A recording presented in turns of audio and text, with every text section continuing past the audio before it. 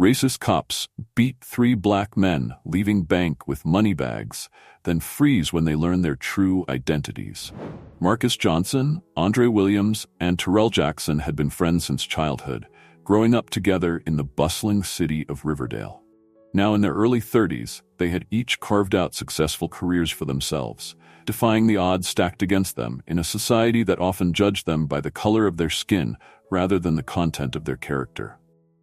Marcus, the eldest at 34, was a respected cardiothoracic surgeon at Riverdale General Hospital. His steady hands and brilliant mind had saved countless lives, earning him the admiration of his colleagues and patients alike. Despite his success, Marcus remained grounded, never forgetting the struggles his parents had endured to provide him with opportunities they never had. Andre, 32, had taken a different path. A gifted software engineer, he had founded a successful tech startup that was making waves in the industry. His innovative apps had not only made him wealthy, but had also created job opportunities for many in their community. Andre's infectious enthusiasm and drive to make a difference were a constant source of inspiration to those around him. Terrell, the youngest at 31, was a decorated police officer with the Riverdale Police Department. His decision to join the force had initially been met with skepticism from some in the community, but Terrell was determined to be a part of the change he wanted to see. His integrity and commitment to justice had earned him commendations, though he often found himself at odds with some of his less scrupulous colleagues. On this fateful day, the three friends had gathered to celebrate a milestone. Their youth mentorship program, Reach for the Stars, was about to receive a significant grant from the city. This program, which they had started 5 years ago, aimed to provide guidance and opportunities to underprivileged youth in Riverdale. The grant money would allow them to expand their operations and touch even more young lives. As they left the bank, each carrying a duffel bag filled with the cash for various program expenses, none of them could have anticipated the ordeal that awaited them. They were simply three successful black men, eager to make a difference in their community, unaware that their lives were about to be turned upside down by a cruel twist of fate and the ingrained prejudices that still plagued their city. The sun was shining brightly as they stepped onto the sidewalk, their faces beaming with pride and excitement for the future. Little did they know that just around the corner, a series of events was about to unfold that would test their resolve, challenge their beliefs, and ultimately shine a spotlight on the deep-seated issues of racial profiling and police brutality that continued to plague their society. As they walked down the street, engaged in animated conversation about their plans for the program, they were oblivious to the suspicious glances thrown their way by passers-by. In their minds, they were just three friends on a mission to make their community better. But to some, they were about to become something else entirely, suspects in a crime they didn't commit. The day had started like any other for officers Mike Brennan and Steve Kowalski of the Riverdale Police Department. They were parked in their patrol car near the intersection of 5th and Main, keeping an eye out for any suspicious activity. Brennan, a 15-year veteran of the force, was known for his tough stance on crime and his less-than-progressive views on race. Kowalski, younger and less experienced, often found himself following Brennan's lead, even when it made him uncomfortable. As they sat in their car, the radio crackled to life. "All units be advised, we have a report of a possible armed robbery in progress at First National Bank on 7th Street. Suspects described as 3 black males, considered armed and dangerous." Brennan's eyes lit up with a mix of excitement and prejudice. "This is our chance, rookie," he said to Kowalski. "Let's show these thugs what happens when they think they can rob our banks." As they sped towards the scene, lights flashing and sirens blaring, they caught sight of Marcus, Andre, and Terrell walking down the street, each carrying a duffel bag. Without hesitation, Brennan slammed on the brakes, causing the patrol car to screech to a halt beside the three friends. "There they are," Brennan shouted, leaping from the car with his weapon drawn. "Freeze! Put your hands where I can see them." Marcus, Andre, and Terrell were caught completely off guard. They raised their hands instinctively, confusion and fear etched on their faces. "Officers, what's going on?" Marcus asked, his voice steady despite his racing heart. "Shut up," Brennan yelled, his face contorted with anger. "You have the right to remain silent, so use it." Kowalski, following Brennan's lead, approached the three men with his weapon drawn. "Get on the ground now," he ordered. As the friends slowly complied, still bewildered by what was happening, a crowd began to gather. Smartphones appeared, recording the unfolding scene. "We haven't done anything wrong," Andre protested as he lay face down on the pavement. "This is a mistake." Brennan, his adrenaline pumping, roughly handcuffed Marcus. "A mistake? The only mistake here is you thugs thinking you could rob a bank in broad daylight and get away with it." Terrell, recognizing the volatile situation, tried to de-escalate. "Officers, I'm Detective Terrell Jackson with the 5th Precinct. There's been a misunderstanding." Before he could finish, Brennan's boot connected with his ribs. "Playing cop now, are we? That's a new one." As Kowalski moved to handcuff Andre, he hesitated, noticing the professional attire and demeanor of the men. "Mike," he said quietly, "maybe we should." "Maybe you should shut up and do your job," Brennan snapped, cutting him off. "These are our guys, end of story." The situation quickly spiraled out of control. Brennan, fueled by his prejudices and the adrenaline of the moment, became increasingly aggressive. He roughly manhandled Marcus and Terrell, ignoring their pleas for reason and their attempts to explain. "Stop resisting," Brennan shouted, though none of the men were fighting back. He delivered several blows to Marcus's back and Terrell's legs, the sickening thuds drawing gasps from the growing crowd of onlookers. Andre, watching his friends being brutalized, couldn't stay silent. "This is police brutality. We have rights." Brennan turned his attention to Andre, his face a mask of rage. "Rights? You gave up your rights when you decided to rob that bank." He raised his baton, ready to strike. It was at that moment that a voice cut through the chaos. "Stop.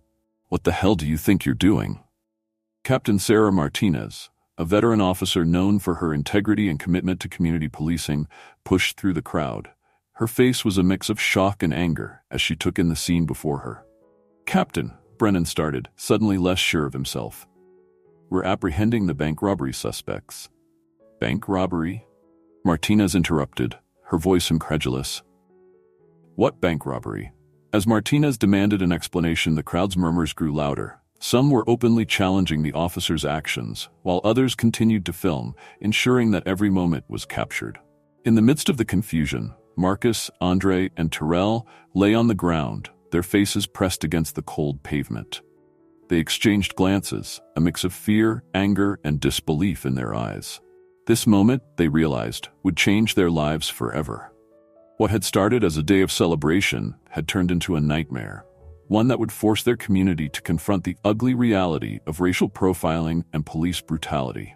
As Captain Martinez began to take control of the situation, none of them could have imagined the chain of events that this incident would set in motion, or the profound impact it would have on their lives, their community, and the entire Riverdale Police Department. As Captain Martinez took charge of the scene, the true nature of the situation began to unfold. She ordered Brennan and Kowalski to stand down, her voice carrying the full weight of her authority.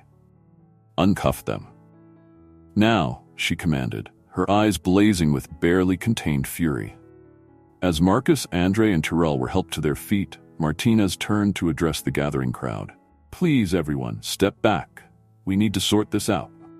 It was then that a young woman pushed her way to the front, her phone held high. "I've got it all on video," she announced. "Everything from the moment those officers pulled up." Martinez nodded grimly. "Thank you. We'll need that as evidence. Please don't leave." Turning back to the three friends, Martinez's expression softened. "I'm so sorry for what's happened here. Can you please explain to me what's going on?"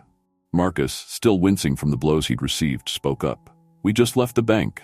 We're not robbers. We're—" "Wait," Martinez interrupted, her eyes widening in recognition. "You're Dr. Marcus Johnson, aren't you? The surgeon who saved my nephew last year?" Marcus nodded, relief washing over him at being recognized. "And you," Martinez continued, looking at Terrell. "You're Detective Jackson from the 5th Precinct. I remember you from the community outreach program last month." As the true identities of the three men came to light, the atmosphere shifted palpably. Brennan and Kowalski, who had been standing off to the side, exchanged nervous glances. Andre, seeing an opportunity, spoke up. "Captain, we're here because our youth mentorship program, Reach for the Stars, just received a grant from the city. We were at the bank to withdraw the funds for our various program expenses." He gestured to the duffel bags, which had been tossed aside during the confrontation. "That's what's in the bags. It's all completely legal and documented." Martinez's face darkened as the full extent of the mistake became clear. She turned to Brennan and Kowalski, her voice low and dangerous. "You two, in the car. Now, we'll deal with this back at the station." As the two officers slunk away, Martinez addressed Marcus, Andre, and Terrell. "Gentlemen, I cannot begin to express how sorry I am for what's happened here. We'll need your statements, and I promise you, this will be thoroughly investigated." It was at this moment that another revelation came to light. A bank employee, who had been watching the scene unfold, approached cautiously. "Excuse me," he said, "but there was no robbery at our bank. We never called the police." The implications of this statement hung heavy in the air. If there had been no robbery call, why had Brennan and Kowalski targeted these three men? As the truth of the situation became clear, a mix of emotions swept through the crowd. Anger at the injustice, relief that the truth had come out, and a growing determination to see that something was done about it. Marcus, Andre, and Terrell exchanged looks of grim understanding. This incident, as traumatic as it was, had exposed a deep-seated problem within the Riverdale Police Department. Their ordeal, captured on video and witnessed by dozens, could no longer be ignored or swept under the rug. Captain Martinez, her face a mask of professionalism, masking deep concern, began to take statements from witnesses. As she worked, she couldn't help but think about the long road ahead. This incident would have far-reaching consequences, not just for the officers involved, but for the entire department and the community it served. As the adrenaline of the moment began to wear off, Marcus, Andre, and Terrell felt the full weight of what had just happened. Their day of celebration had turned into a nightmare, but it had also become a catalyst for change. The question now was, what would they do with this moment? In the days following the incident, Marcus, Andre, and Terrell found themselves at the center of a media storm. The video of their arrest and mistreatment had gone viral, sparking outrage across the country and reigniting debates about racial profiling and police brutality. As they sat in Marcus's living room, still nursing the physical and emotional bruises from their ordeal, they faced a crucial decision. How would they respond to this injustice? What actions would they take? "We could sue," Andre suggested, his normally cheerful face clouded with anger. "Hit them where it hurts, their wallets. Make an example of them." Terrell shook his head, his police experience coloring his perspective. "A lawsuit might bring some financial compensation, but it won't change the system. We need to think bigger." Marcus, who had been quietly contemplating, finally spoke up. "What if we use this as an opportunity to create real change? Not just in the police department, but in our community as a whole." His friends looked at him, intrigued. Marcus continued, "We have a platform now. People are listening. What if we launched a campaign for police reform and community rebuilding?" The idea took root, and over the next few hours, they hashed out a plan. They would use their personal and professional networks, along with the attention from the incident, to push for comprehensive reforms in the Riverdale Police Department. Additionally, they would expand their Reach for the Stars program to include workshops on civil rights, community police relations, and civic engagement. Their decision made, they began to set their plan in motion. The consequences of their choice were immediate and far-reaching. First, they held a press conference where they publicly forgave officers Brennan and Kowalski, but demanded accountability and systemic change. Their measured, constructive response earned them widespread praise and further media attention. "We're not interested in revenge," Marcus stated during the conference. "We're interested in reform. We want to ensure that what happened to us never happens to anyone else in our community." Their stance put pressure on the Riverdale Police Department and city officials to take concrete action. Within weeks, the mayor announced the formation of a civilian oversight committee for the police department, with Marcus, Andre, and Terrell invited to be founding members. However, their decision also came with challenges. They received pushback from some community members who felt they were being too lenient on the officers involved. Others accused them of being sellouts, cozying up to a system that had brutalized them. The expansion of their mentorship program faced obstacles as well. Some parents, fearful of potential police retaliation, were hesitant to enroll their children in the new workshops. The friends had to work hard to build trust and demonstrate the value of their program. Terrell, in particular, faced a difficult situation at work. While many of his colleagues supported his actions, others viewed him as a traitor. He found himself ostracized by some, making his day-to-day work life tense and uncomfortable. "Maybe I should quit," he confided to Marcus and Andre one evening. "I don't know if I can change things from the inside." "That's exactly why you need to stay," Marcus urged. "We need good cops like you to be the change we want to see." Andre nodded in agreement. "Besides, your perspective is invaluable to our reform efforts. You understand the system in a way we never could." Their support bolstered Terrell's resolve, and he committed to staying on the force despite the challenges. As their campaign gained momentum, they found themselves facing unexpected consequences. Their increased public profile made them targets for both support and criticism. They received death threats from those who opposed their message, necessitating increased security measures in their daily lives. The stress began to take its toll. Marcus found his work at the hospital affected, as the constant media attention and community engagements left him exhausted. Andre's tech company faced boycotts from those who disagreed with his activism, leading to tense board meetings and concerns from investors. Despite these challenges, they pressed on, buoyed by the positive changes they were beginning to see. The Civilian Oversight Committee began to make real strides in police accountability. Their expanded mentorship program was slowly gaining traction, with more youth signing up for workshops on civil rights and community engagement. One of the most significant consequences of their decision came in the form of a ripple effect throughout the community. Inspired by their actions, other citizens began to speak out against injustices they had witnessed or experienced. The Friends found themselves at the center of a growing movement for change in Riverdale. However, this movement also led to increased tension in the city. Protests, both in support of and against police reform, became regular occurrences. The Friends often found themselves caught in the middle, trying to advocate for change while also promoting peaceful dialogue. As the months passed, the consequences of their decision continued to unfold in unexpected ways. They had set out to create change, and change was certainly happening. But the path forward was proving to be more complex and challenging than any of them had anticipated. Their friendship, too, was tested by the strain of their new roles. Disagreements over strategy and the best way to move forward led to heated arguments. There were times when the pressure nearly tore them apart. Yet, through it all, they remained committed to their cause and to each other. They had made a decision to fight for justice and equality, and despite the consequences, both positive and negative, they were determined to see it through. As they approached the one-year anniversary of the incident that had changed their lives, Marcus, Andre, and Terrell found themselves reflecting on the journey they had undertaken. They had faced challenges they never expected, but they had also achieved more than they thought possible.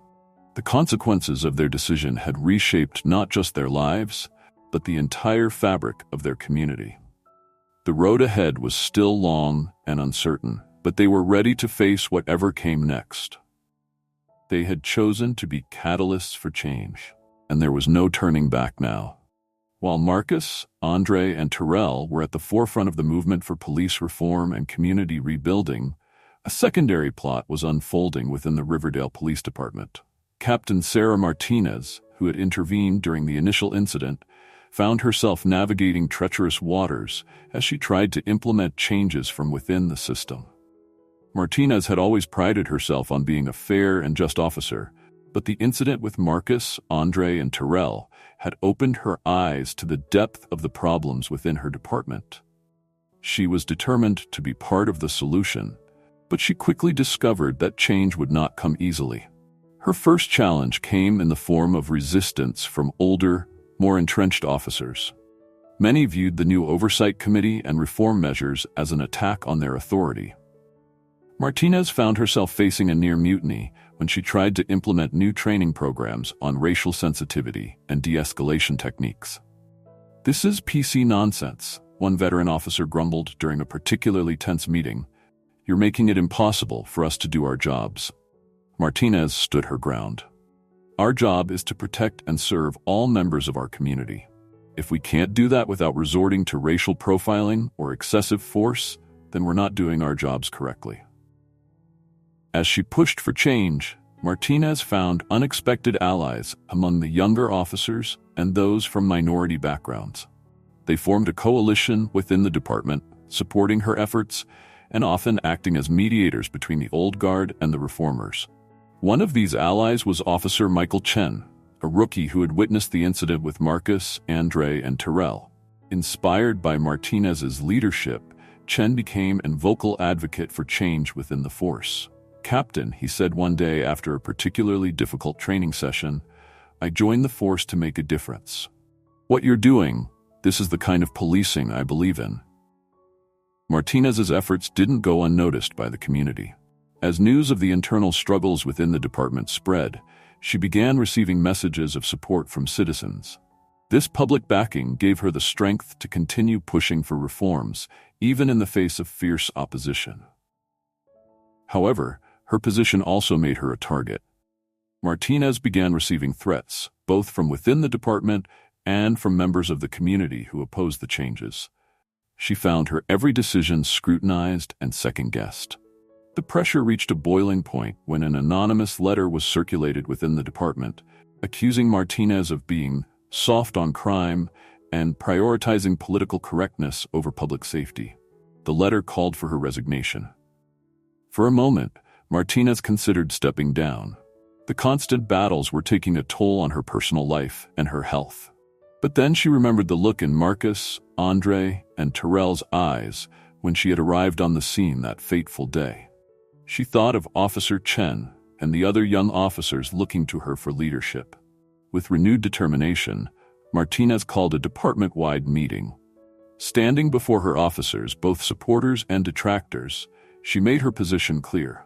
"I know change is hard," she began, her voice steady and determined. "But it's necessary.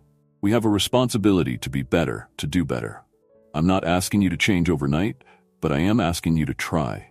To listen, to learn. Because at the end of the day, we're all here to serve and protect. And we can't do that if part of our community fears us instead of trusts us." As she finished speaking, the room was silent. Then slowly, Officer Chen stood up and started applauding. One by one, others joined in until the majority of the room was on its feet. Martinez knew the road ahead would still be difficult, but in that moment, she felt a glimmer of hope. Change was possible, and it was starting right here, within the walls of the Riverdale Police Department. As the months passed, the relationships between Marcus, Andre, and Terrell evolved in unexpected ways. The shared trauma of their arrest and the subsequent fight for justice had created a bond between them that went beyond their lifelong friendship. Marcus, always the analytical one, found himself relying more on Andre's optimism and Terrell's steadfast determination. There were days when the weight of their campaign felt overwhelming, and it was Andre's unwavering belief in their cause that kept him going. "You know," Marcus said one evening as they were leaving a particularly grueling community meeting, "I never thought I'd say this, but your eternal optimism is actually starting to rub off on me, Andre." Andre grinned, slapping Marcus on the back.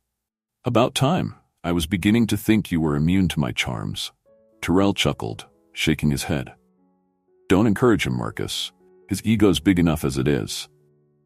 These moments of levity became crucial as they navigated the challenges of their new roles as community leaders and advocates for change.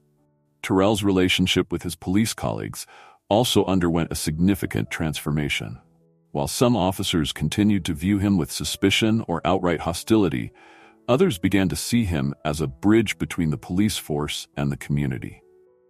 One day, Terrell was approached by a young officer named Rodriguez. "Detective Jackson," Rodriguez said hesitantly, I wanted to thank you. Your story, what you're doing, it's made me think about why I became a cop in the first place." This interaction marked a turning point for Terrell. He realized that his position within the force, though difficult, gave him a unique opportunity to influence change from within. Andre's relationship with his company's board of directors became increasingly strained as his activism took up more of his time and brought controversy to the firm. However, he found unexpected support from a group of young employees who were inspired by his commitment to social justice. Mr. Williams, one of them said during a company town hall, "Your work in the community is one of the reasons I wanted to work here. You're showing us that success in business and social responsibility can go hand in hand." These words strengthened Andre's resolve to balance his corporate responsibilities with his activism, setting a new standard for ethical leadership in the tech industry. Perhaps the most profound relationship development occurred between the three friends and Captain Sarah Martinez. What had started as a professional interaction born out of a crisis evolved into a deep mutual respect and collaborative partnership. Martinez became a regular attendee at their community meetings, often serving as a liaison between the reform movement and the police department. Her insights into the workings of the force proved invaluable to their campaign. "I never thought I'd say this," Terrell admitted during one strategy session, "but having Captain Martinez on our side has been a game changer. She understands the system in a way that even I don't." Marcus nodded in agreement. "She's taking a big risk standing with us. We need to make sure we have her back." This sentiment was put to the test when Martinez faced backlash within her department.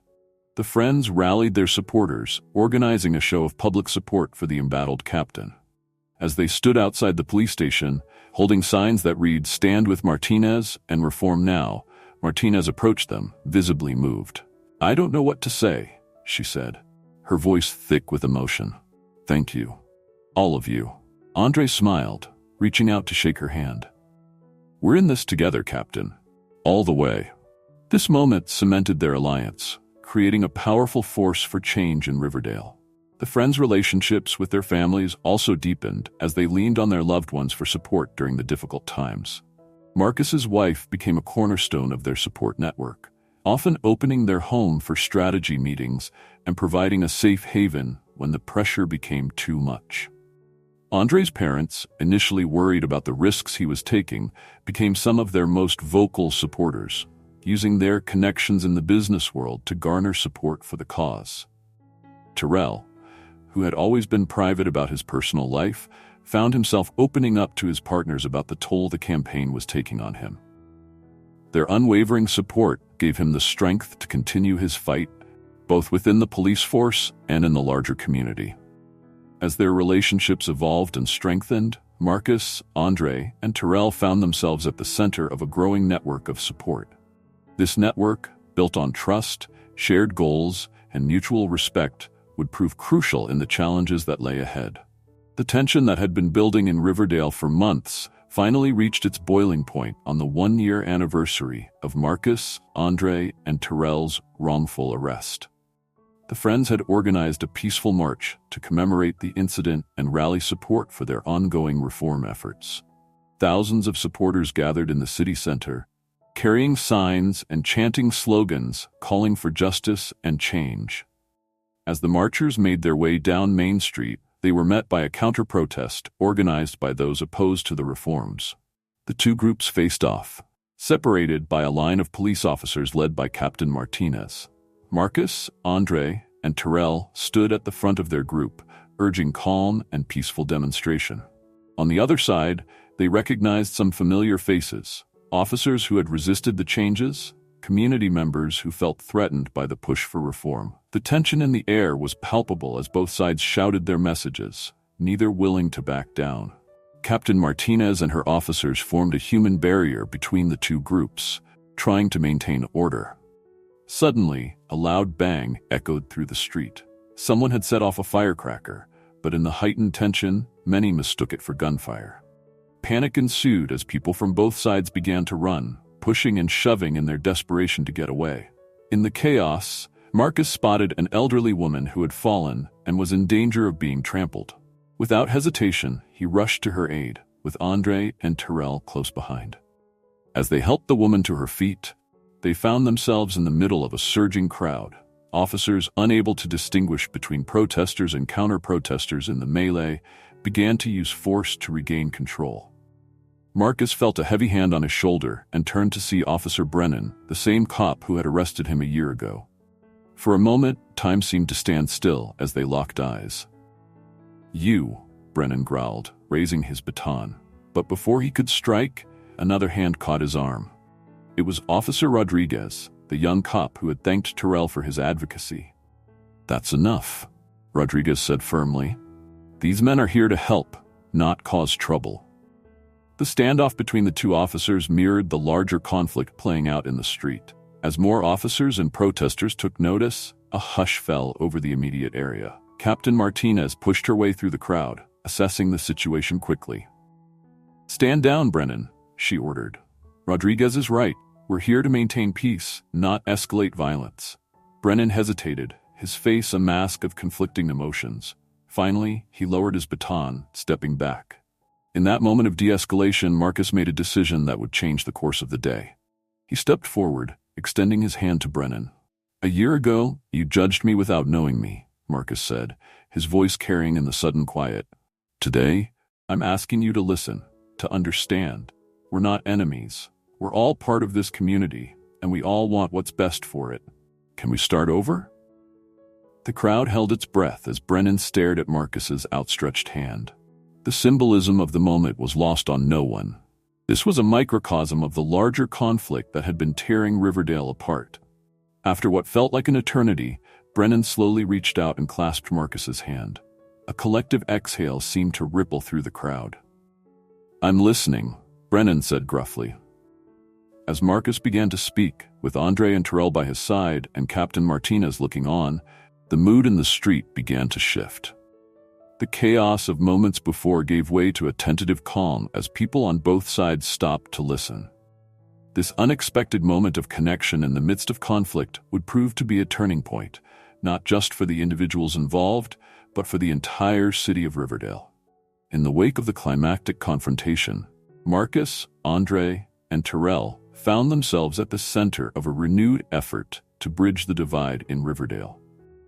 The image of Marcus shaking hands with Officer Brennan had gone viral, becoming a powerful symbol of the potential for reconciliation and understanding. Capitalizing on this momentum, the Friends proposed a series of town hall meetings, bringing together police officers, community members, and city officials for open and honest dialogues. These meetings, while often tense and emotional, provided a forum for all sides to air their grievances and concerns. During one particularly charged session, an older white resident stood up, his voice quavering with emotion. "I've lived in this town for 50 years, he said. "I've always respected the police. But now, with all these changes, I feel like the criminals are being coddled. How are we supposed to feel safe?" Before Marcus or his friends could respond, a young black woman in the audience spoke up. "With all due respect, sir, many of us have never felt safe. Not when we're treated as suspects just for existing in our own neighborhoods. Don't we deserve to feel safe too?" The exchange highlighted the deep-rooted fears and misconceptions on both sides. Marcus stepped in, his voice calm and measured. "This is exactly why we're here," he said, "to understand each other's perspectives and find a way forward that makes everyone feel safe and respected." As the meetings continued, small breakthroughs began to occur. Officers who had initially been resistant to change started to open up about their own fears and frustrations. Community members who had viewed all police with suspicion began to see the human beings behind the badges. Andre's tech expertise came into play as he developed an app that allowed for anonymous reporting of both positive and negative police interactions. This tool provided valuable data for the reform efforts, while also giving voice to those who might otherwise have remained silent. Terrell, drawing on his experience within the force, worked with Captain Martinez to revamp the police training program. They introduced modules on implicit bias, de-escalation techniques, and community engagement, making these a central part of every officer's ongoing education. However, the path to resolution was far from smooth. There were setbacks and moments of frustration. Some hardliners on both sides refused to engage, seeing any compromise as a betrayal of their principles. One afternoon, as the friends were leaving a particularly difficult meeting, they were confronted by a group of angry protesters. "Sellouts," one man yelled, his face contorted with rage. "You're letting the cops off the hook." Marcus stepped forward, his expression serious but compassionate. "We're not letting anyone off the hook," he said firmly. "We're trying to create real, lasting change. That doesn't happen overnight, and it doesn't happen if we refuse to engage with those we disagree with." The man's anger seemed to deflate slightly in the face of Marcus's calm reasoning. It was a small victory, but an important one. Each mind changed, each perspective shifted, was a step towards the larger goal of healing their community. As the months passed, the Friends' conflict resolution efforts began to bear fruit. The Civilian Oversight Committee, once viewed with suspicion by many officers, started to gain credibility as it handled complaints fairly and transparently. Officers who had embraced the new training reported feeling more confident in their interactions with the community, leading to fewer confrontations and more positive outcomes. One of the most significant breakthroughs came when Officer Brennan, who had been at the center of the original incident, asked to speak at a town hall meeting.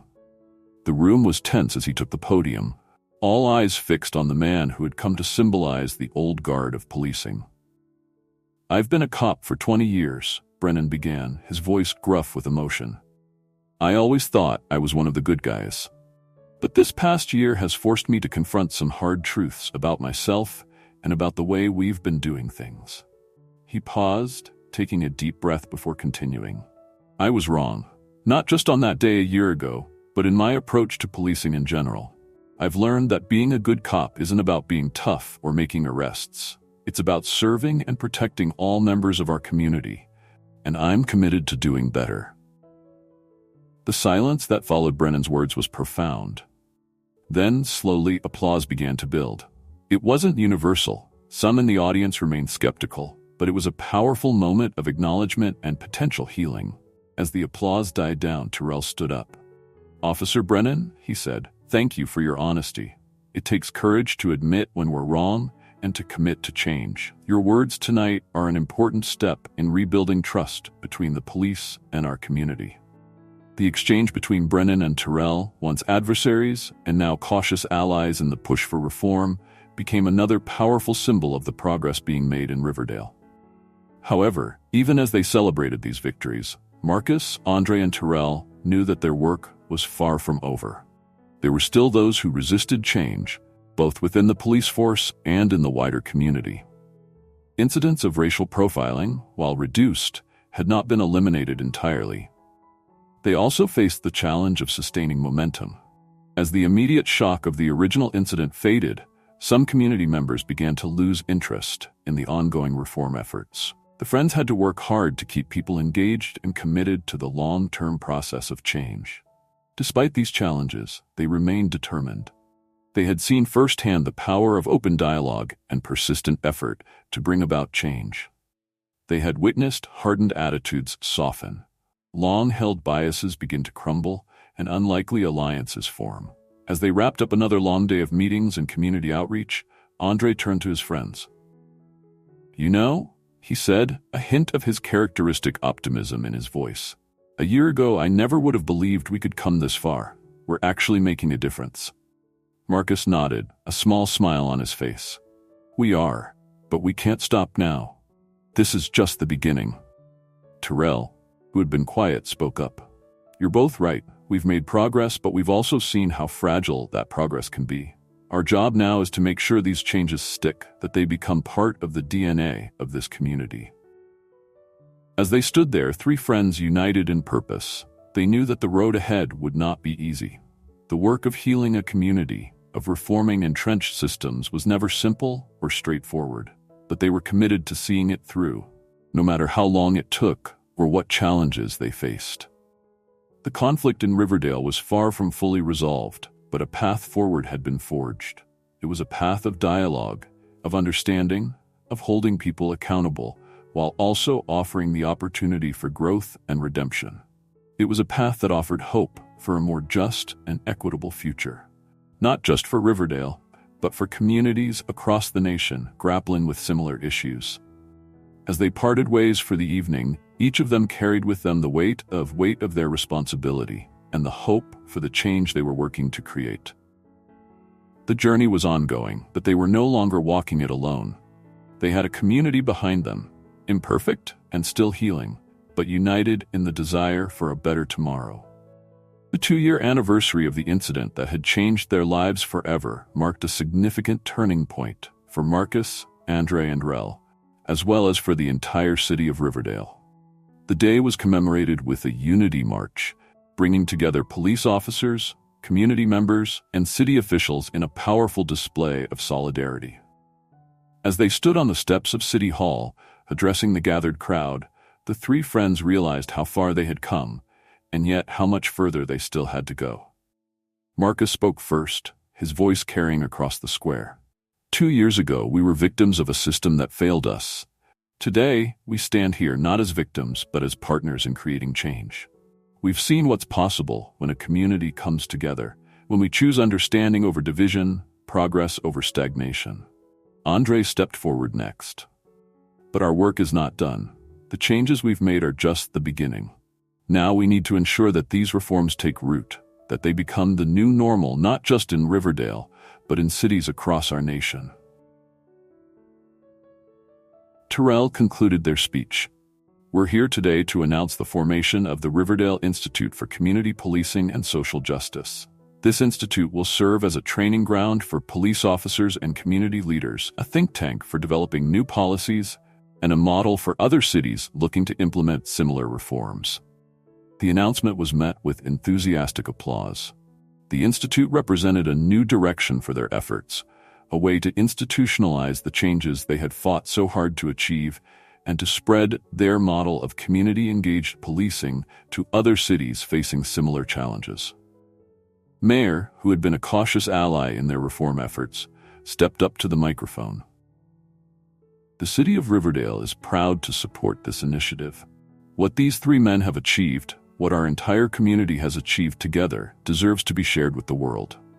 As the crowd cheered, Marcus, Andre, and Terrell exchanged glances. They knew that this new direction would bring its own set of challenges. Scaling up their efforts, reaching out to other communities, navigating the complex world of policymaking. All of this would require new skills and resources. But they also knew that they were no longer alone in this fight. They had a community behind them, a network of supporters stretching from the streets of Riverdale to the halls of power in the state capitol and beyond. As they stood there, bathed in the warm sunlight of a new day, they felt a sense of hope and purpose that went beyond anything they had experienced before. They had turned a moment of injustice into a movement for change, and now they were poised to take that movement to the next level. The path ahead was uncertain, but they were ready to face it together, armed with the knowledge, experience, and partnerships they had forged in the crucible of the past 2 years. Riverdale had become a beacon of hope, a model of what was possible when a community united to demand justice and work towards positive change. As Marcus, Andre, and Terrell stood in the newly established Riverdale Institute for Community Policing and Social Justice, each of them found themselves reflecting on their personal journeys over the past 2 years. Marcus, always the analytical one, marveled at how much he had changed. The surgeon, who had once viewed the world through the narrow lens of his profession, now saw the broader connections between health, justice, and community well-being. He had become not just a healer of bodies, but a healer of social wounds. "You know," he said to his friends, 2 years ago I never would have imagined myself here. I was so focused on my work at the hospital, I barely had time to think about these larger issues. Now, I can't imagine not being involved." Andre nodded, understanding completely. The tech entrepreneur had undergone his own transformation. Once driven primarily by the thrill of innovation and the pursuit of profit, he now saw his skills and resources as tools for social change. "I used to think success was all about the next big app or a successful IPO," Andre reflected. "But what we're doing here, this feels like real success. We're actually making a tangible difference in people's lives." Terrell, perhaps, had experienced the most profound growth. The idealistic young officer who had joined the force to make a difference had become a leader in police reform, respected by both his fellow officers and the community he served. I remember feeling so torn, Terrell admitted, caught between my identity as a black man and my role as a police officer. But now I see that those two parts of me don't have to be in conflict. In fact, it's the combination of those experiences that allows me to bridge gaps and create understanding. As they walked through the institute, they saw the fruits of their labor all around them. Classes were in session, with police officers and community members engaged in frank discussions about race, power, and justice. In another room, tech experts were demonstrating new tools for transparency and accountability in policing. The growth they had experienced wasn't just personal. They had watched their entire community evolve. People who had once viewed each other with suspicion now worked side by side. The police force, once seen as an occupying force in certain neighborhoods, that was slowly regaining trust and building genuine relationships with the community. Of course, there were still challenges. Old habits and prejudices didn't disappear overnight. There were still incidents of racial profiling, still moments of tension between police and the community. But now, there were systems in place to address these issues, to learn from them and do better. As they reached the Institute's rooftop garden, a space designed for reflection and conversation, they paused to take in the view of Riverdale spread out before them. "We've come so far," Andre mused, "but sometimes I wonder if it's enough, if we're really making a lasting difference." Marcus put a hand on his friend's shoulder. "Change is slow, Andre, but look at what we've accomplished already. Every mind we change, every policy we improve, every life we touch, it all adds up." Terrell nodded in agreement. "And it's not just about Riverdale anymore. People are watching what we're doing here. We're creating a model that can be replicated in other cities, other communities."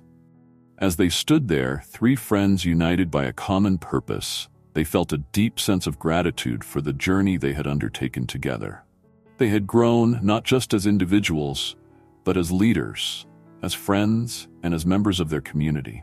The injustice they had faced 2 years ago had sparked a flame within them, a flame that had grown into a beacon of hope and change. As they looked to the future, they knew that their work was far from over. But they were ready for whatever challenges lay ahead, stronger and wiser for the road they had traveled. As the sun set over Riverdale, casting a warm glow over the city, Marcus, Andre, and Terrell stood together on the rooftop of the institute they had built. The city sprawled before them, a testament to the change they had helped bring about. "You know," Marcus said, breaking the comfortable silence, "when all this started, I thought we were fighting against something, against racism, against police brutality, but now I realize we've been fighting for something all along." Andre nodded, understanding. "For justice, for equality, for a community where everyone feels safe and valued." "For change," Terrell added. "Real, lasting change." Their words hung in the air, a powerful reminder of the themes that had defined their journey. The importance of standing up against injustice, even when it seems insurmountable. The power of unity and collective action in creating change. The potential for growth and transformation, both personal and societal. As they watched the lights of the city flicker to life, they knew that their work was far from over. The Institute was just the beginning, a foundation upon which to build a more just and equitable society. "We've come a long way," Marcus reflected, "but there's still so much to do." Andre grinned, his trademark optimism shining through. "True, but just think of how far we can go from here."